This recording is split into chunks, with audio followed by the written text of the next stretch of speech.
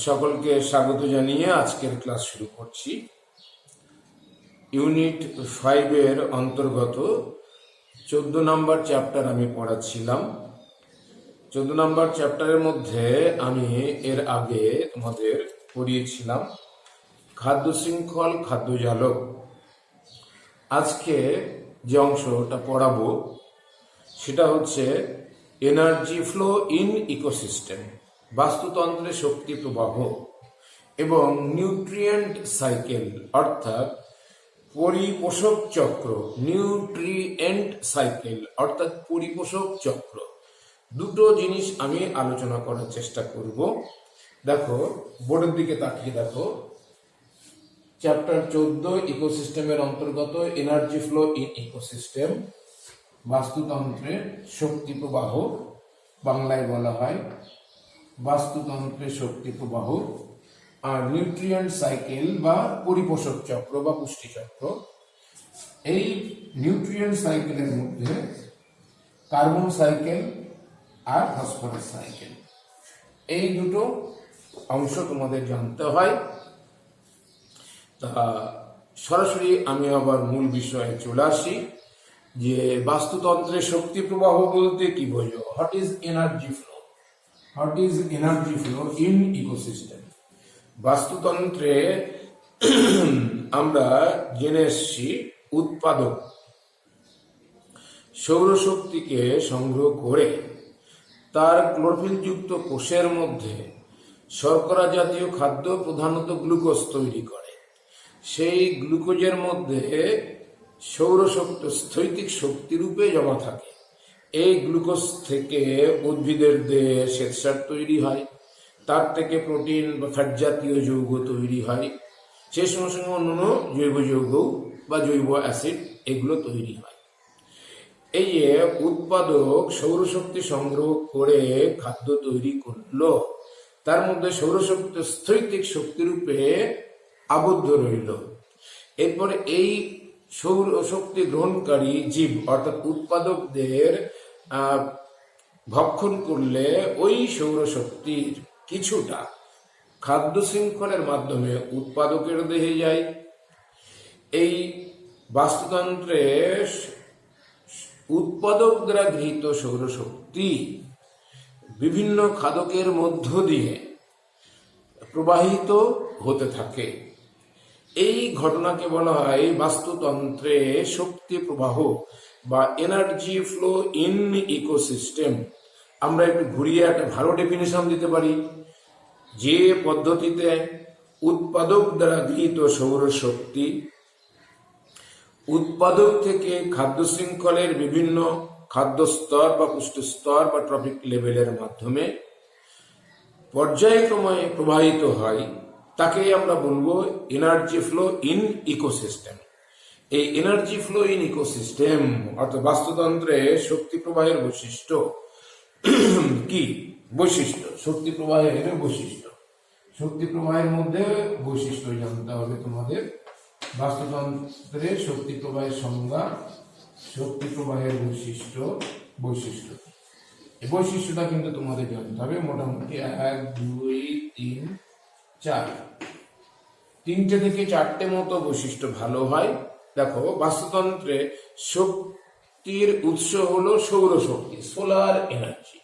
সৌরশক্তি solar energy. 2 নম্বর, বাস্তুতন্ত্রে যে শক্তি প্রবাহ ঘটে সেটা নন সাইক্লিক শক্তি প্রবাহ, নন সাইক্লিক অর্থাৎ একমুখী,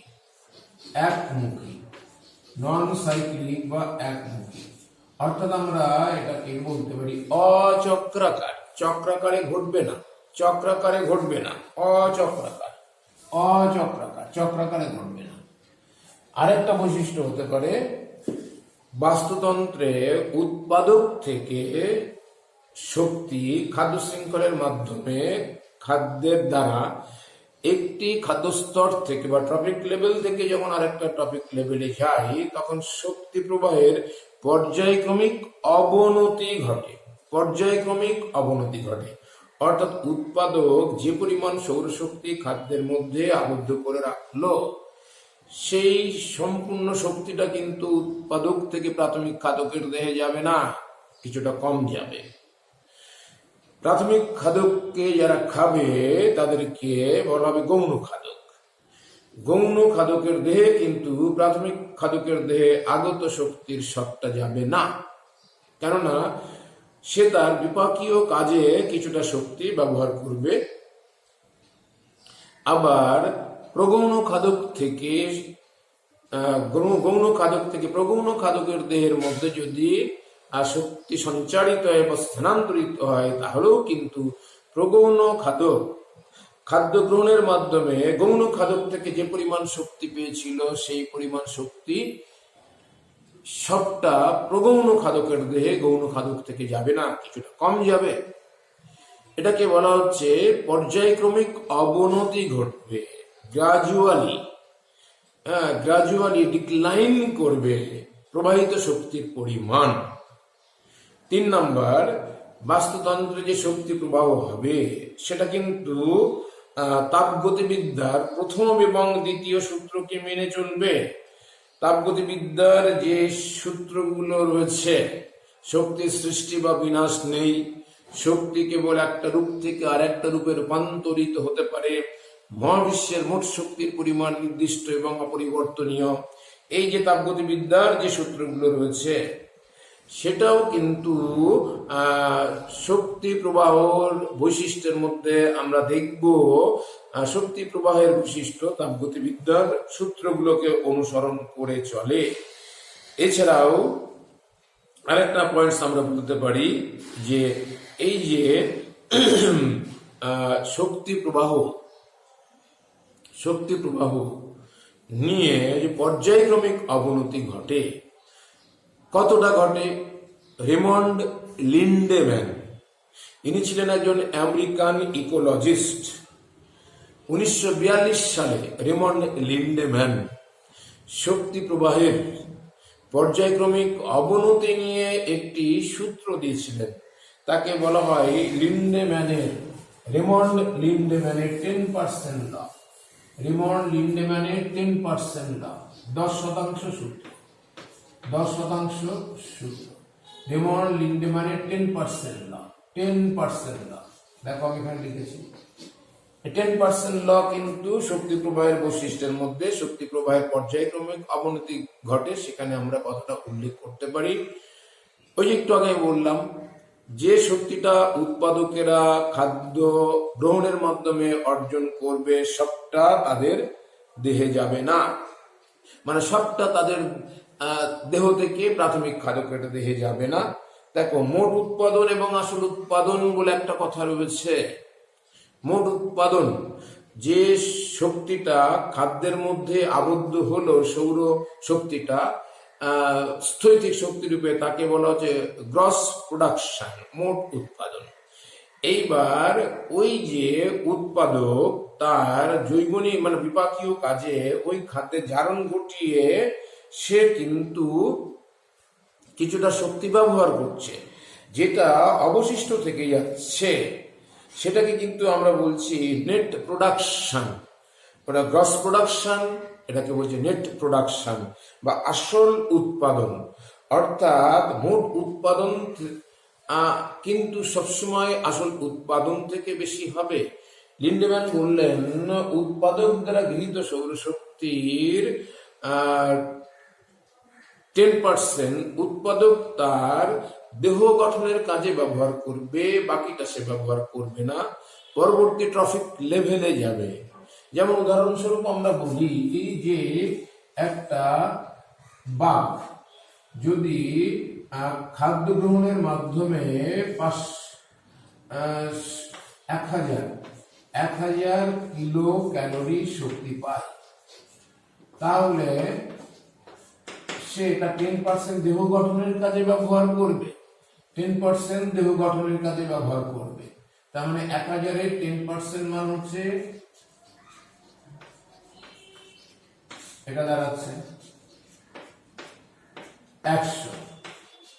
100 কিলো ক্যালোরি, কিন্তু সে তার দেহ গঠনের কাজে ব্যবহার করছে, বাকিটা ব্যবহার করছে না। পরবর্তী খাদ্য স্তরের মধ্যে বা ট্রপিক লেভেলে যাচ্ছে।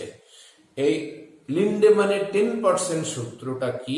এটা কিন্তু শক্তির বৈশিষ্ট্য থেকেও আমরা বলতে পারি, আবার শক্তি প্রবাহের যে 3টে পর্যায় রয়েছে সেখানে শক্তির স্থানান্তর ব্যবহার সেখান থেকে আমরা বলতে পারি, অর্জন থেকে বলতে পারি। তা শক্তি প্রবাহ কাকে বলে, শক্তি প্রবাহের বৈশিষ্ট্য কি, এটা তোমাদের জানতে হবে। নেক্সট আমি চলে যাব শক্তি প্রবাহের পর্যায়। শক্তি প্রবাহের পর্যায়, বাস্তুতন্ত্রের শক্তি প্রবাহের পর্যায়। লিন্ডেম্যানের 10% ল একটু ভালো করে জানবে। 10% লটা কোশ্চেন ব্যাংকে খুব দেখা যায়। শক্তি প্রবাহের পর্যায়, বাস্তুতন্ত্রের শক্তি প্রবাহের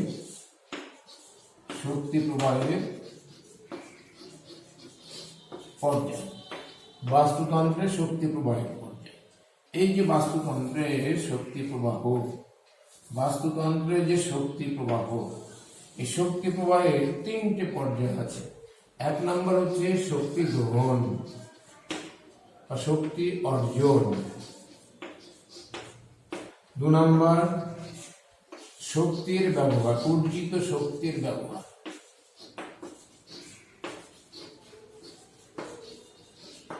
3 নম্বর শক্তির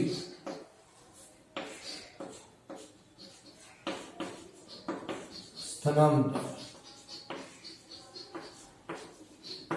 শক্তির স্থানান্তর। 3টে পর্যায় বাস্তুতন্ত্রের শক্তি প্রবাহের, 3টে পর্যায়। প্রথমে হবে অর্জন,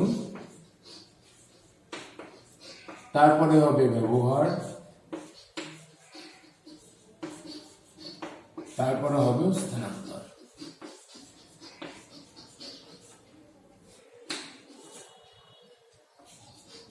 স্থানান্তর, এই হচ্ছে ঘটনা। তাহলে প্রথমে চলে আসি শক্তির অর্জন। আমরা জানি পৃথিবীর সকল শক্তির মূল উৎস হলো সূর্য। ইংরেজিতে একটা কথা আছে, the sun is the source of all energy in world. পৃথিবীর সকল শক্তির মূল উৎস হলো সূর্য। এই সূর্যের শক্তিকে অ্যাকচুয়ালি আমরা সৌর শক্তি বলে থাকি। এই সূর্য থেকে প্রতি বছর আমাদের 12.3 into 10 to the power 22 kilo calorie এই সূর্য থেকে প্রতি বছর 12.3 into 10 to the power 22 kilo calorie সৌরশক্তি পৃথিবীর বুকে নেমে আসে। এই শক্তির মাত্র 0.02% সবুজ উদ্ভিদ ক্লোরোফিল দ্বারা শোষণ করে নেয়। এই শোষিত শক্তির 0.1% কিন্তু সবুজ উদ্ভিদরা তার সালোক সংশ্লেষের কাজে ব্যবহার করে এই সৌরশক্তিকে তারা খাদ্যের মধ্যে স্থৈতিক শক্তি রূপে জমা রেখে দেয়। এটাকে বলা হচ্ছে শক্তি অর্জন। শক্তি অর্জন, এই অর্জিত শক্তির মোট পরিমাণকে বলা হচ্ছে মোট উৎপাদন বা গ্রস প্রোডাকশন। যে পরিমাণ সৌরশক্তি সে গ্লুকোজ নামক খাদ্য তৈরির জন্য ব্যবহার করলো, সেই শক্তির মোট পরিমাণকে বলা হচ্ছে গ্রস প্রোডাকশন, জিপি। আর এই শক্তির কিছুটা ওই উদ্ভিদরা কিন্তু তার বিপাকীয় কাজে ব্যবহার করবে। সেটা শ্বসন হতে পারে, অন্য কোনো বিপাকীয় কাজ হতে পারে।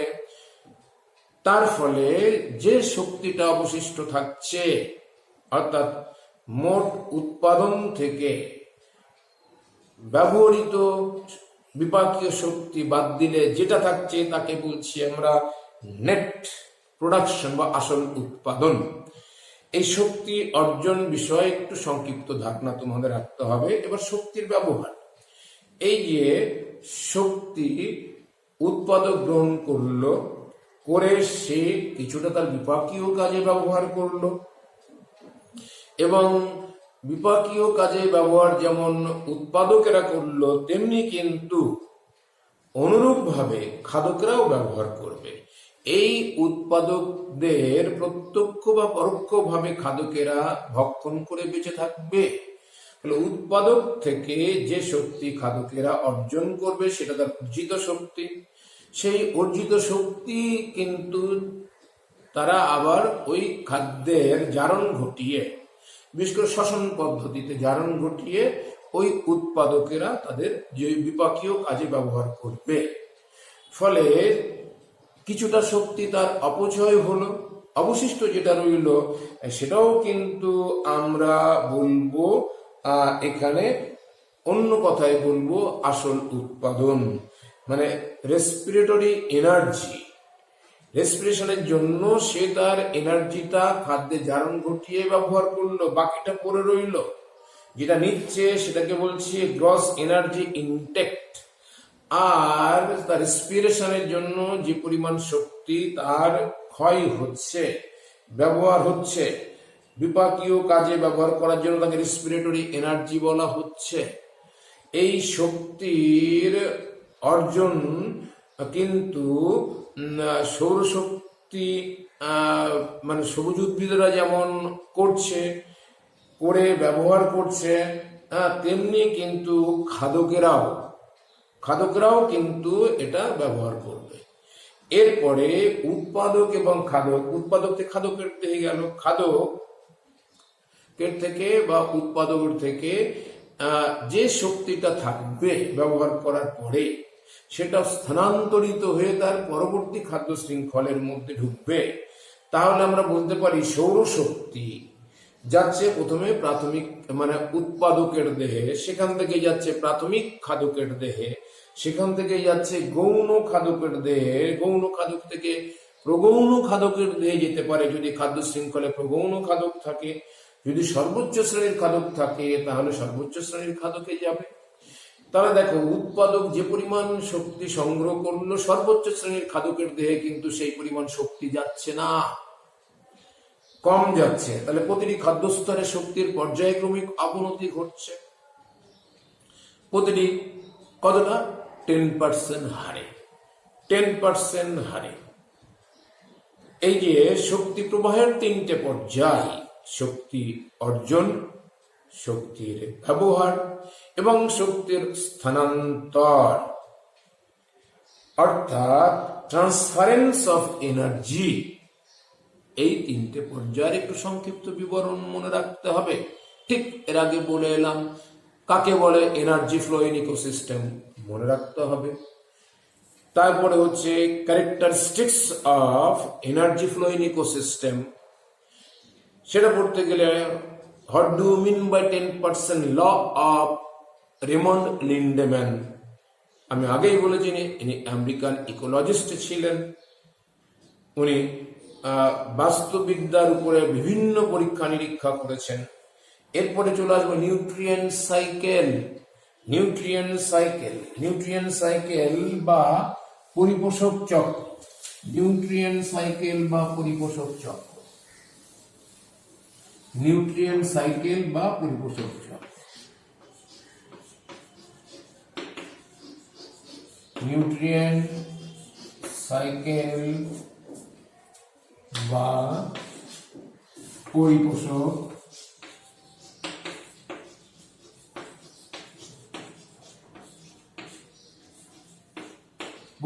চক্র, নিউট্রিয়েন্ট সাইকেল বা পরিপোষক চক্র।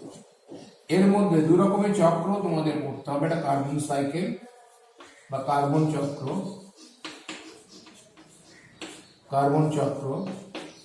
আর একটা পড়তে হবে ফসফরাস চক্র,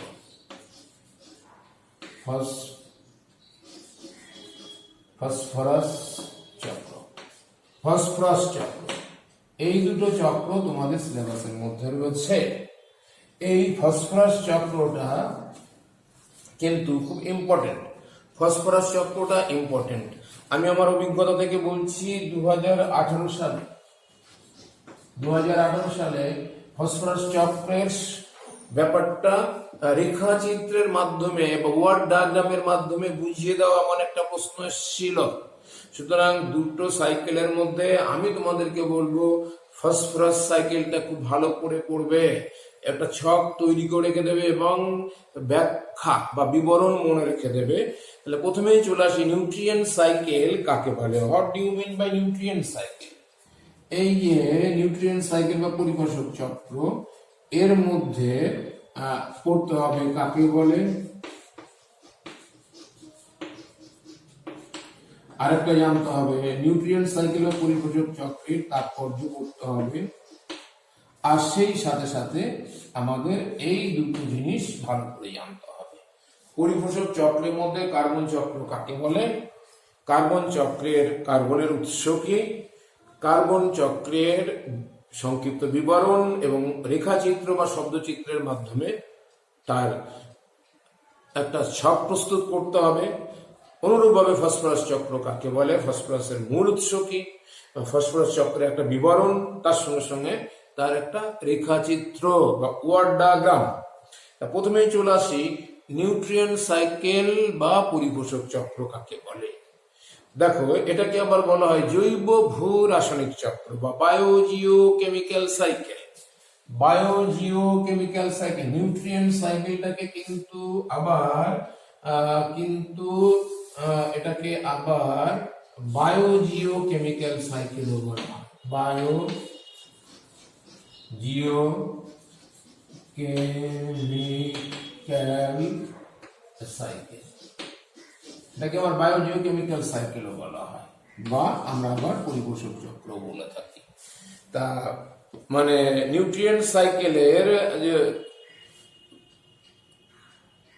ডেফিনেশন দিতে গেলে আমরা বলবো যে সকল মানে চক্রের মাধ্যমে বা যে পদ্ধতিতে পরিবেশের মৌলিক উপাদানগুলো বা পুষ্টি উপাদানগুলো পরিবেশ থেকে জীবদেহে আসবে এবং জীবদেহ থেকে আবার পরিবেশে ফিরে যাবে, ফলে পরিবেশে তাদের সমতা বজায় থাকবে, তাকে বলা হবে বায়োজিও কেমিক্যাল সাইকেল। যেহেতু এই মৌলগুলো জীবের পুষ্টিতে বিশেষ ভূমিকা নিয়ে থাকে, সেই জন্য এটাকে আবার পরিপোষক চক্র বা নিউট্রিয়েন্ট সাইকেল বলে।